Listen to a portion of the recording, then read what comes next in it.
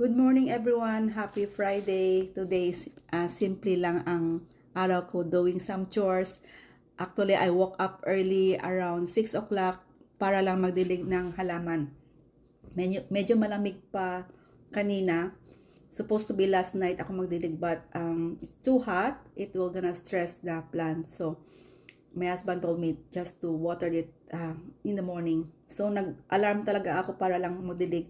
Medyo maganda ang umaga, medyo malamig, and after that, I clean the backyard and then sweep some dried leaves. So, doing some chores, fixing a few things around the house, and taking a little time for myself kasi it's my me time na walang disturbo. Minsan, hindi naman kailangan laging busy. A simple reset, a little self-care. Kailangan natin itong mga busy moms and working mom, right? Self-care to recharge us. So, right now, I'm eating my breakfast and lunch.